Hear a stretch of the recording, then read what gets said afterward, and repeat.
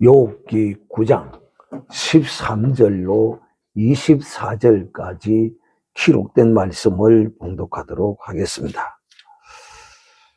하나님이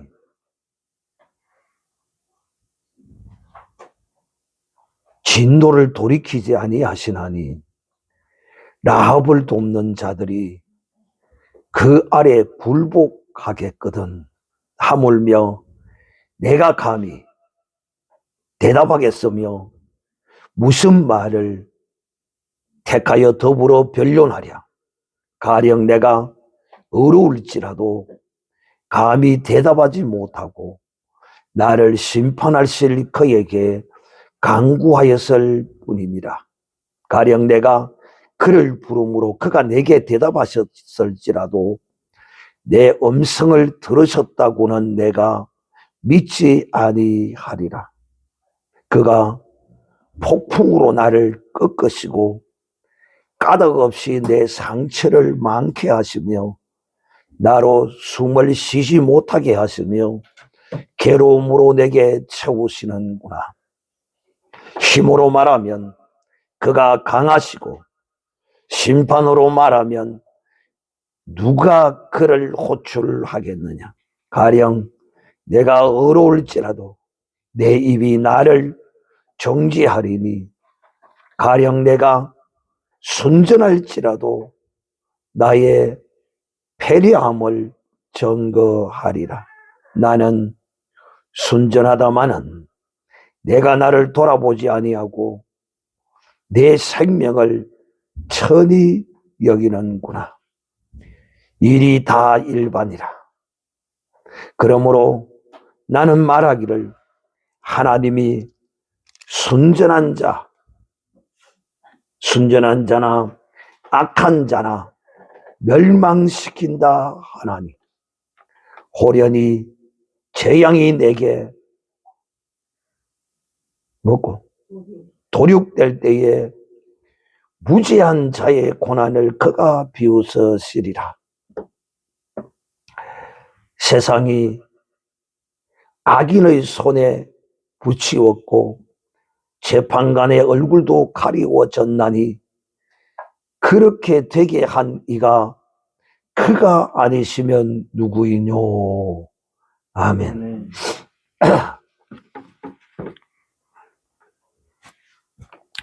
자, 오늘 이 밤에는 욥기 24강의 말씀으로 여러분에게 하나님은 인생이 아니시다 하는 제목으로 여러분에게 말씀하고자 합니다.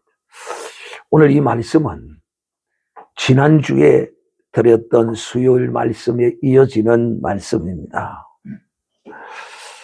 지난주에는 욥의 신앙 고백과 같은 욥이 하나님을 어떻게 인식하고 있는가에 대하여 여러분에게 말씀을 드렸습니다.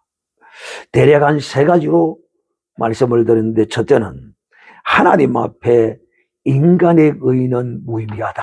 두 번째는 하나님의 절대적인 능력과 주권 아래서 어느 누구도 피할 수 없다 하는 그런 말씀이었고요. 세 번째는 하나님은 내가 느낄 수 있는 그런 존재가 아니다. 욥은 사실상 이런 말씀을 투덜거리는 것으로 하나님 앞에 넋두리식으로 늘어났으나 실제는 우리가 이런 욥의 넋두리가 우리의 믿음이 되어야 돼요. 하나님 앞에 인간의 의는 정말 무의미한 거예요. 욥은 하나님 앞에 정말 어렵게 살았거든요. 내가 정말 이렇게 어렵게 살았는데 이거 정말 하나님 앞에 무의미하지 않았느냐? 욥은 이렇게 느끼는 거예요. 참 이 하나님의 역사하심에 대한 그 섭리의 그 방정식은 우리가 다 이해가 할 수가 없어요. 왜? 제가 그걸 다 설명하려고 해도 다 이것이 엇갈려요. 이것을 하나 주장하려고 하면 이것이 틀려지고, 또 다른 걸 주장하려고 하면 이것이 틀려지고, 도저히 하나님을 이 인간의 머리와 이해로서는 드러낼 수가 없어요, 제가. 그래서 제가 전하는 이 말씀도 일부분이지 다는 아니다 하는 것을 여러분이 이해하고 들어주셨으면 좋겠다. 제가 이것을 여러분에게 강의하기 위해서 묵상하면서도 참 나의 부족함과 나의 그 한계를 이 욥의 이 넋두리 가운데서 제가 느끼면서 이걸 준비하고 있습니다. 그러므로 뭐니 해도 하나님을 굳건히 믿고 붙들고 그냥 끝까지 마지막까지, 그 마지막이 언제입니까? 언제까지? 목숨이 다하는 그때까지 붙들고 가면 그때 이제 목숨이 딱 끊어지고 육신의 옷을 딱 벗어버리면 그때 보게 되고 알게 되고 온전히 우리가 그 영광 중에 이르게 되면 알게 됩니다. 인식하게 됩니다. 하나님은 우리가 온전히 다 알 수가 없습니다. 사랑하는 형제들이요, 그런 의미에서 오늘 이 밤에 드릴 말씀은 욥이 하나님의 그 힘, 그 전능하심, 그 압도적인 천량이 불가능한 그 권능 앞에 인간이 느끼는 철저한 무력함과 공포, 이런 것을 토로하는 장면인 것입니다. 오늘 이 본문의 핵심은 욥이 하나님의 그 크고 거대함 때문에 인간의 이 연약한 인간의 옳고 그름이 아무런 의미가 없다는 그런 한탄을 드러내고 있는 것입니다. 사실이거든요. 이렇게 한탄하지만 이게 사실이에요.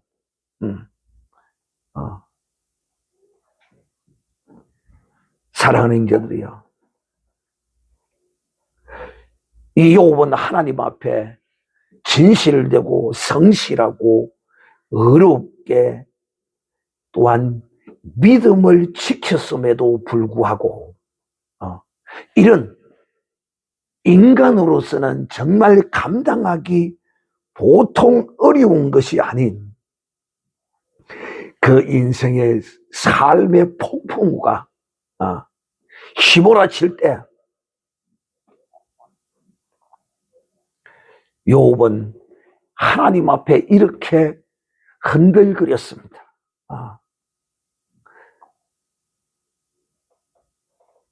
우리는 정말 이런 욥과 같은 이런 고난은, 제가 여러분에게 다시 한번 말씀드리지만 정말 이런 고난은 어떤 인생도 누릴 수 있는 그런 고난이 아닙니다. 욥만이 누리는 유일한 고난입니다. 할렐루야. 이게 할렐루야입니까? 이게 아멘이 되어지고 믿어지는 것입니까? 우리의 이성과 우리의 생각을 초월한 역설적인 이런 것에 우리가 아멘이다, 할렐루야라고 할 수 있다면 우리는 이미 욥을 초월한 사람이 되어 있다는 것입니다. 사랑하는 형제들, 정말 이 욥기를 공부하고 나면 진실로 욥을 초월한 이런 하나님 보시기에 진실로 네가 진실로 나를 온전히 바로 아는 자라고 인정하는 이런 사람이 되어야 할 것입니다. 사랑하는 이제 오늘 욥은 이 본문 가운데서 우리에게 또한 하나님은 이런 분이시다 하는 것을 또 가르쳐주고 있습니다. 그러나 인간은 끝없이 한없이 수없는 사람들이 욥과 같지 않은 이런 고난에 위해서 다 자기의 이성 가운데서 헤매이다가 넘어지고 하나님께서 떨어져 나간 그런 사람들이 수없이 이 신앙세계에 있습니다. 그러나 여러분은 어떤 고난이 와도 이 어차피 벗어야 할 이 목숨, 육신의 이 옷을 목숨이라 그래. 내 영혼이 입고 있는 이 몸이 목숨이라고 그래, 목숨. 이걸 벗으면, 벗는 그날에는 우리가 다 주의 영광을 보고 인식하고, 참 그때 내가 그렇게 흔들렸을 때도 넘어지지 아니하고 이렇게 굳게 서서 이 영광을 보게 되었다라고 여러분이 잘했다라고 여러분 자신을 칭찬하는 날이 오게 되기를 우리 주 예수님의 이름으로 축복합니다. 네. 자, 먼저 이제 이 본문을 여러분에게 좀 해석을 하도록 하겠습니다.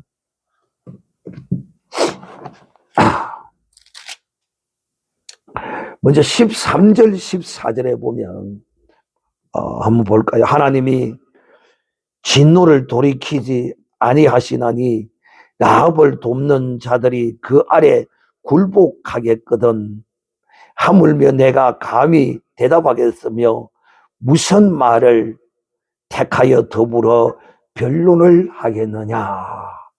여기 보면 이 라합이라는 말이 나옵니다. 이 라합은 기생 라합이 아닙니다. 나도 방금 속았는데 찾아보니까 기생 라합이 아니고 원어가 달라요. 똑같은 게 아니고. 그래서 이 라합은 무엇을 지칭하는 것이냐 하면 이 라합은 이런 존재라고 부릅니다. 고대 신화에 나오는 거대한 바다 괴물을 일컬어 말한다고 합니다.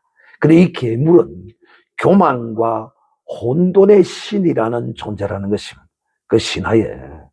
그런데 하나님께서 그것을 통치하시고 지배하시고 다스리셨다는 것입니다.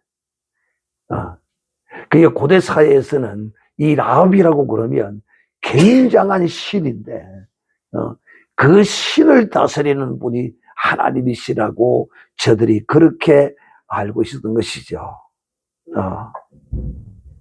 이런 신화적인 존재들조차도 하나님 앞에 굴복했다는 거예요. 라합과 그에게 속한 모든 그 존재들이 하나님 앞에 굴복했는데 나 같은 이 연약한 이것이 하나님 앞에 어찌할 수 있겠느냐는 것입니다. 세상에서 가장 강한 존재로 일컬어졌던 사람들이 인식했던 이 라합도 하나님 앞에 무릎을 꿇었는데 하물며 욥 같은 이런 자신이 어떻게 하나님과 변론하며 하나님과 논쟁하겠느냐. 나 같은 것은 택도 없다는 겁니다. 여러분은 정말 하나님 앞에 이렇게 생각합니까? 이렇게 생각해야 돼요, 이거. 나 같은 것이 감히 하나님 앞에 무슨 변론을 하겠는가? 그저 내게 주신 나의 현재의 삶을 감사함으로 그냥 받아야 된다 하는 것이죠. 그 다음 째 15절 16절을 보겠습니다. 가령 내가 의로울지라도 감히 대답하지 못하고 나를 심판하실 그에게 간구하였을 뿐이며 가령 내가 그를 부름으로 그가 내게 응답하셨을지라도 내 음성을 들으셨다고는 내가 믿지 아니하리라. 이 말이 무슨 말이냐면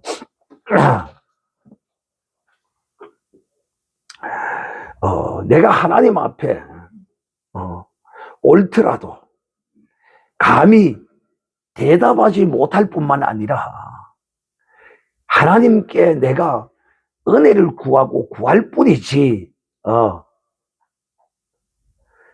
이런 관계의 존재지, 그 앞에서 내가 감히 까불 수 없다. 너무도 지극히 당연한 말이에요. 근데 이것은 요업은 은근한 불평 비슷한 이런 하나님에 대한 서운함, 어떤 것을 실어 나누는 그런 것으로 지금 사용하고 있다 하는 것입니다. 나는 하나님께 구할 수만 있는 존재지 다른 존재가 아니다. 또 하나님이 응답하셨어도 이 비참한 고통의 소리를 듣고 내 이 고통의 소리를 듣고 응답했다고는 내가 믿지 못하겠다는 거야. 그러니까 하나님 앞에 엄청난 서운함을 이렇게 표현하는 거야. 이게 하나님을 믿지 못해서가 아니라 하나님이 내 이야기를 들어주지 않았기 때문에 믿지 못하는 게 응답이 와도 못 믿겠다는 거야. 요업은 자신이 거룩하고 온전해도 하나님의 절대적인 기준 앞에서 인정받지 못할 것이라고 느끼는 것입니다. 그게 서운하다 이것이 하나님 앞에.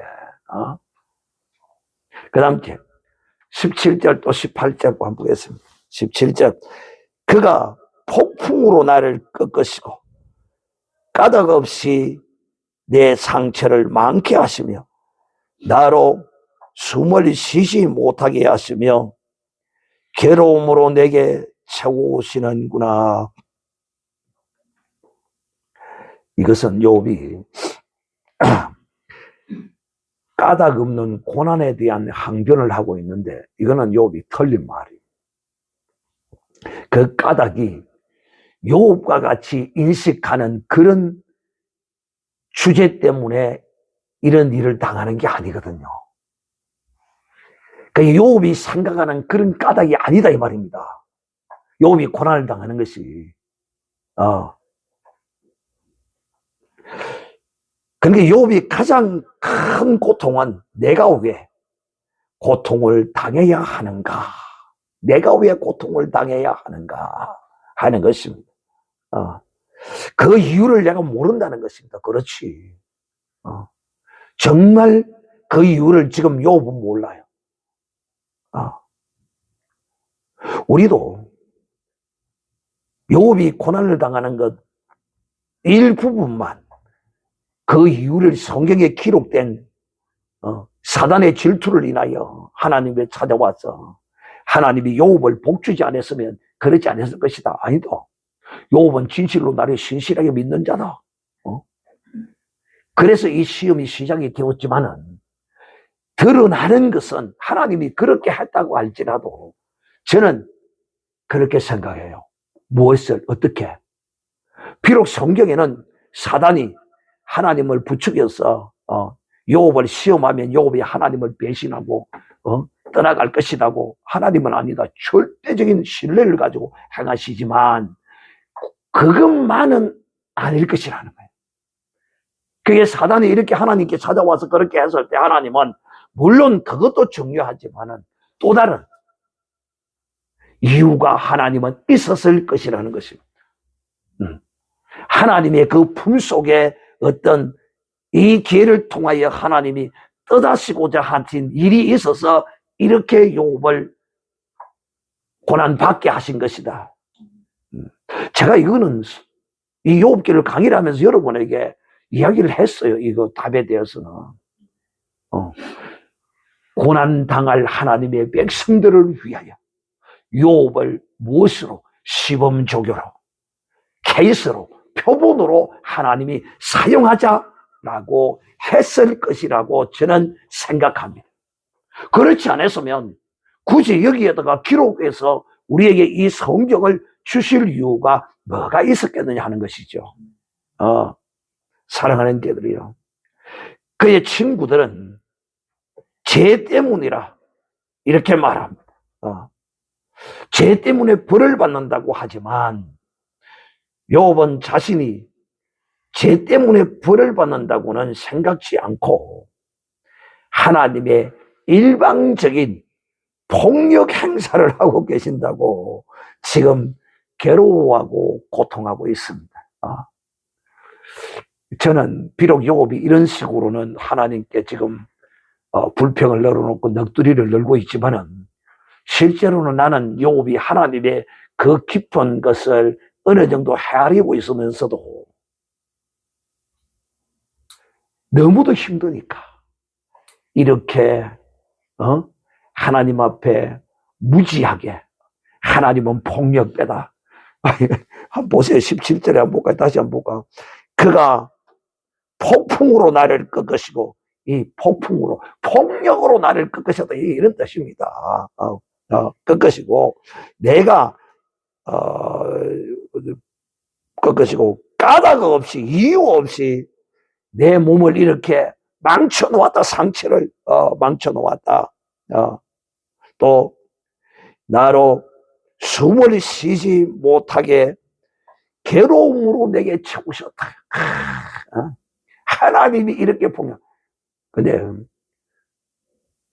큰 틀에서는 하나님이 허락하셨으니 하나님이 했다고는 할 수 있으나 실제적으로 우리는 이런 것은 하나님이 하신 것이 아니라 사단이 한 것으로 우리는 이렇게 알아야 합니다. 그런데도 불구하고 이 욥은 하나님께서 내게 이렇게 행하셨다는 거예요. 그 다음에 19절 20절 보겠습니다.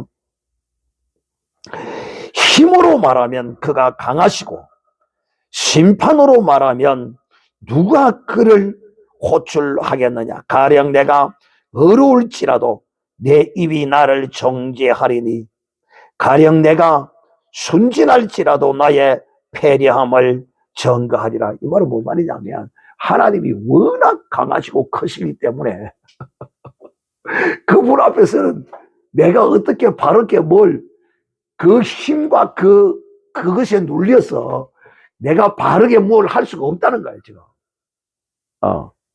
볼까요? 이것은 욥이 힘이 곧 정의가 되는 현실을 지금 한탄하고 있는 것인데 하나님의 큰 힘 앞에 내 어려움도 무너질 것이고 또 내가 법정에 서도 하나님의 힘 때문에 내가 바르게 정언도 못한다. 사실 이거는 약하지요. 이거는 약하지요. 오히려 내가 나를 정지할 것이다. 하나님의 그 위압과 큰 힘에 눌려서 우리도 그렇잖아요. 무슨 일이 있어서 뭘 정언을 하려고 해도 저 사람이 대단한 뭐 힘이 있고 권세를 가지고 있으면 그 위압과 그것에 눌려서 제대로 말을 못하고 그런 게 있잖아요. 그리고 또 바른 말을 해야 되는데 바른 말을 못하고 거짓말을 하는 이런 경우가 있단 말이에요. 특히 애들이 그러잖아요. 애들이 거짓말을 잘합니다. 그래서 왜 거짓말하는 거야? 뭐라고 막 둘러대지요. 그 힘과 무언가 이런 것에 눌려서 거짓말을 했다고 이렇게 하는 경우가 있단 말이에요. 지금 욥이 바로 지금 그런 상태인 것이죠. 그 다음 마지막으로 22절에서 24절을 보겠습니다. 일이 다 일반이라.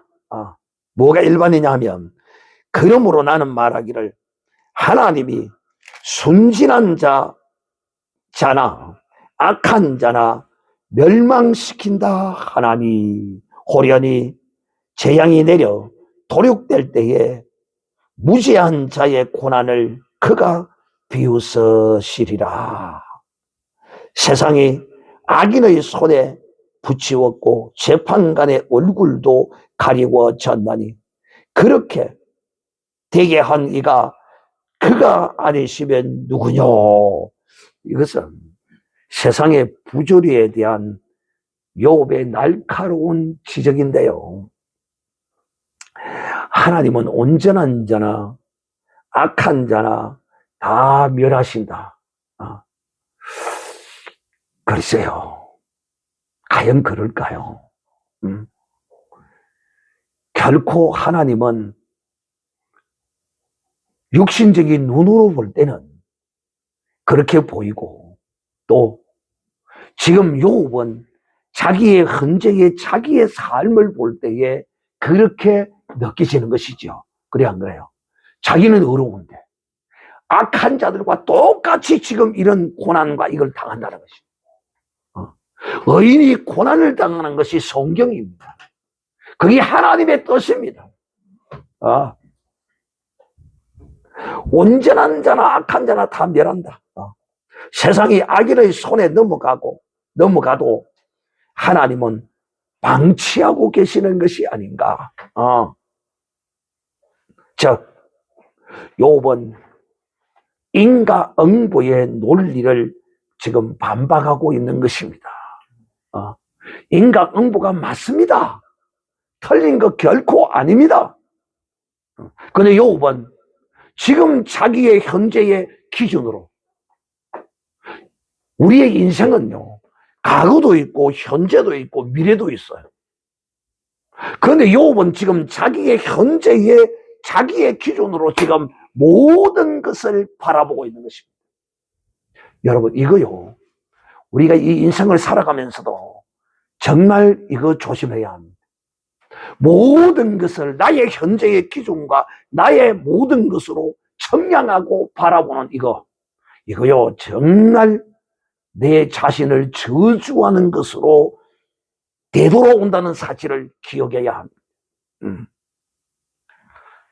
인과응보의 논리가 잘못되었다라고 지금 바울은 너무도 자기가 이걸 모르는 거 아니에요. 욥이 인과응보를 모르는 것이 아니라 너무도 고통스럽고 힘들고 하나님은 돌아보지 아니하고 이러고 있으니 하나님을 향하여 이런 불평을 넋두리를 늘어놓고 있는 것입니다. 여러분, 이 현실 세계에는 악인이 승리하고 또 재판관을 매수해서 이런 불공평한 이런 재판이 벌어지는데, 이 세상을 주관하시는 하나님이 이 세상을 하나님이 주관하시고 다스리신다면 왜 하나님은 이런 부조리한 것들을 그냥 두고 보시는가? 즉 지금 이 세상의 재판관들의 부조리를 통하여 지금 욥은 누구를 지금 어필하고자 하는 것입니까? 자기 자신을. 지금 인과응보가 잘못된 거다는 것이 아니라 지금 나에게는 이 인과응보가 그대로 왜 적용되지 않느냐?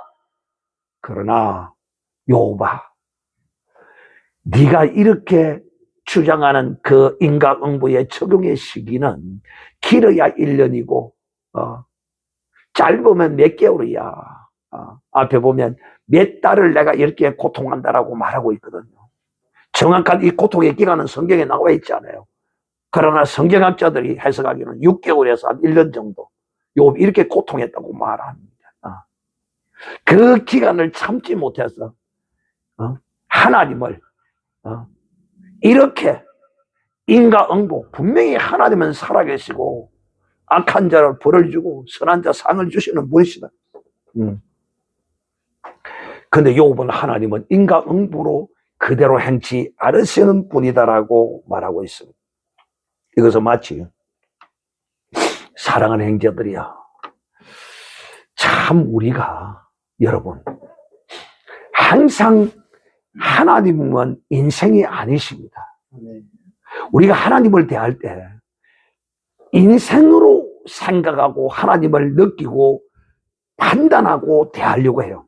그러나 죄송하지만은 하나님은 인생이 아니십니다. 우리는 하나님을 우리의 인생의 잣대로서 나라는 한 존재, 지금 욥은 자기라는 한 존재 안에서 하나님을 이해하고 판단하려고 한다는 것입니다. 하나님은 죄송하지만은 시건치도 아니하시는 분이시고 하나님은 해전하는 그림자도 없으신 분이십니다. 하나님은 욥 하나만 상대하는 분이 아니십니다. 모든 인생을 하나님은 다스리시고 섭리하시는 분이시며 또 보이는 세계와 보이지 않는 세계도 하나님은 섭리하시고 다스리시고 계시며 하나님은 인생이 아니시기에 그렇다고 해서 인생을 돌보지 아니하시고 간섭하지 않는다는 것이 아니라 하나님이 행하시는 그 모든 것은 인생이 다 청량하고 헤아릴 수가 없다. 그래서 하나님은 내 생각은 너희 생각과 다르고 내 길은 너희 길과 다르다라고 하나님은 말씀하시는 것입니다. 그래서 또 한 번 다시 여러분에게 말합니다. 하나님은 나와 같은 인생이 아니십니다.